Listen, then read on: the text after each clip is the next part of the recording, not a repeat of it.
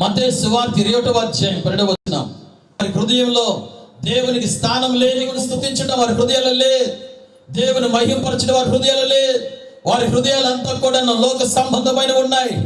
వారు అలాగనే మాట్లాడుతూ కేకలు వేస్తున్న ఒక గుంపు ఒకటి ఉందండి. మరొక గుంపును చూచారు. అక్కడ కుంటివారు, గుడ్డివారు ఆ స్థలములో నిలబడి ఉన్నారు. ఈ రోజున చాలా మంది సంఘంలో ఆత్మీయ గుడ్డితనం కలిగిన వారు ఉన్నారు. ఆత్మీయంగా గుడ్డితనం కలిగిన వారు, కళ్ళుండి కూడా కనపడవు, దేవుని మహిమను చూడలేని జనం, దేవుని కృతజ్ఞతను చెల్లించలేని జనం, దేవుని కొరకు దేవుని చేసేటువంటి కార్యాలను దూరదృష్టితో చూడలేని జనం, గుడ్డి కలిగినటువంటి వారు ఉన్నారు.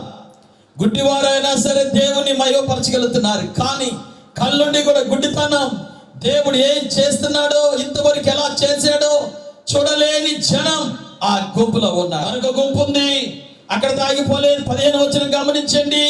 15వ వచనంలో ఆ గుంపు ఏంటంటే వీళ్ళందరూ కేకలు వేస్తుంటే, వీరందరూ కూడా మహిమపరుస్తుంటే 15-16 వచనాలు. మరొక గుంపు ఏంటో తెలుసు, అయ్యా పరిశీలన అన్నారు. వీళ్ళందరూ అరుపులు కేకలు ఎక్కువైపోయినాయి. అభ్యంతరపడే గుంపు. చెప్పడే గుంపు గట్టిగా నోదిరి చెప్పాలి. ఒక గుంపేమో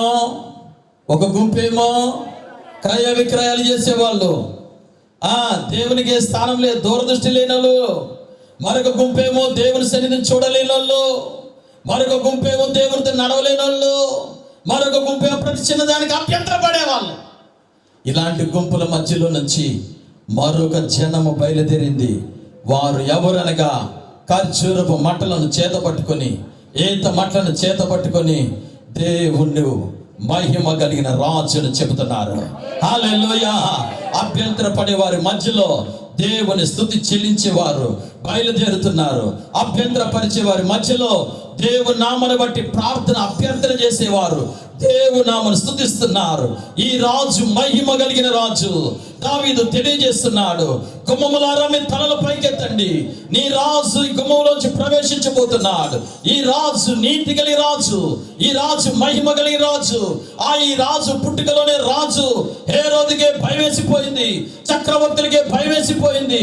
ఏమిటా భయం? ఈ రాజు ఈ తరం వరకే కాదు, రాబోయే తరములు కూడా పాలించగలిగిన రాజు. ఈ రాజు తన బిడ్డలు చనిపోయిన వారు లేవనెత్తగలిగిన వాడు. ఈ రాజు బలహీన రోగులను స్వస్థపరచగలిగిన రాజు. ఈ రాజు చనిపోయి తిరిగి లేపబడిన రాజు, మహిమ కలిగిన రాజు. ఆమేన్. ఒక గుంపు